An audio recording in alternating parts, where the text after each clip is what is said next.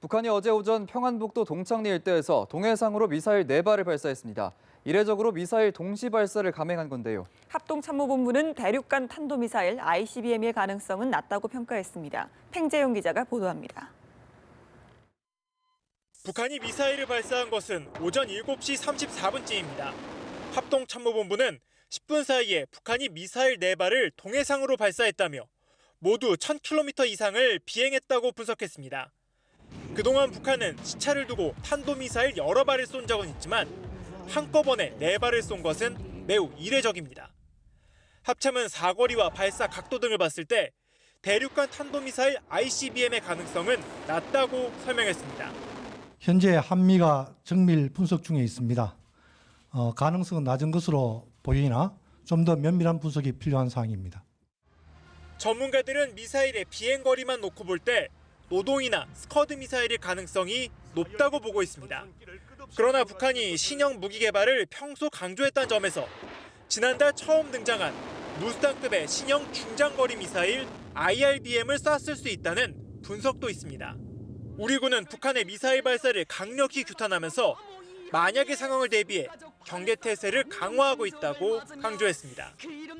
우리의 경고를 무시하고 도발을 계속 감행한다면 북한 정권은 스스로 몰락의 길로 접어들게 될 것임을 엄중히 경고하는 바이다.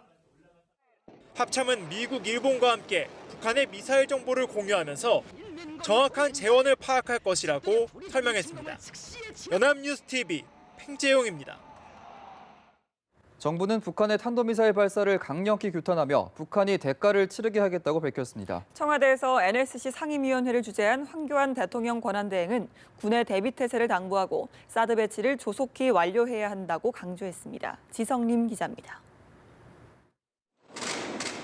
정부는 북한의 미사일 발사에 대응해 황교안 대통령 권한대행 주재로 청와대에서 국가안전보장회의 상임위원회를 열었습니다.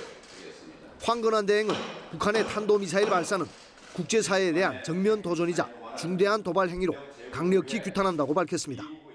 군은 굳건한 한미연합 방위태세를 바탕으로 북한의 도발을 강력히 응징할 수 있도록 대비태세를 유지해 주시기를 바랍니다. 특히 황 권한대행은 주한미군 사드 배치를 조속히 완료하여 북한의 핵미사일에 대한 방어 체계를 갖춰야 한다고 강조했습니다. 통일부와 외교부도 각각 규탄 성명을 발표하고 북한이 대가를 치르게 하겠다고 다짐했습니다. 우리 정부는 우방국들의 강력한 독자 제재를 통해서 북한이 감내할 수 없는 대가를 치르도록 할 것이다.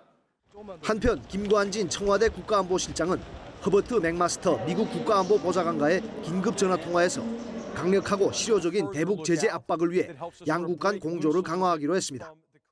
또 윤병세 외교부 장관은 일본 측 요청에 따라 기시다 후미오 일본 외무상과 통화를 했으며 북핵 육자회담 수석대표인 김홍균 외교부 한반도 평화교섭본부장은 미국과 일본의 육자회담 수석대표들과 잇따라 긴급 통화를 하고 긴밀한 대북 공조 의지를 확인했습니다.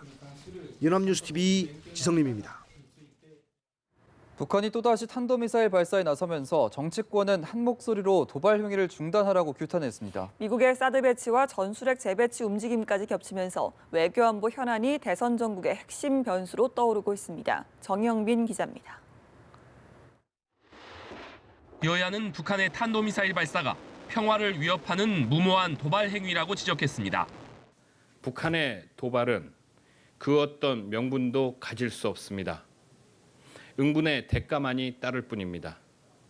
북극성 2형 중장거리 탄도미사일을 발사한 지 22일 만에 또다시 북한이 미사일을 발사한 데 대해서 강력히 규탄합니다. 하지만 대응 수위를 놓고서는 온도차를 보였습니다. 자유한국당과 바른정당 등 범여권은 사드 배치의 필요성을 재확인하며 전술핵 재배치와 독자적 핵무장론까지 제기했습니다. 문재인 전 대표 등 야당은 무책임한 사드 반대를 계속한다면 이적 행위, 종북 행위라는 비판을 면키 어려울 것입니다. 민주당과 국민의당 등 야권은 전술핵 재배치에 반대하며 대화와 초당적 협력의 필요성을 강조했습니다. 20년 전 철수했던 핵을 다시 배치하자고 하는 이런 주장을 하는 것은 정말 터무니없고 한국 경제를 완전히 무너뜨리자는. 북한 미사일 발사를 규탄한 대권 주자들도 대응책은 달랐습니다. 문재인 전 대표 측은 북한의 불순한 의도를 결코 용납하지 않을 것임을 경고한다고 밝혔습니다.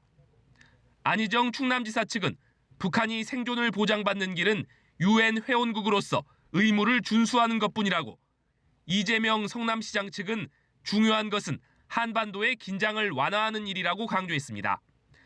국민의당 안철수 전 대표는 정부가 위기관리에 매진해야 한다고 밝혔고, 바른정당 유승민 의원은 최선의 방어책은 사드밖에 없다고 주장했습니다.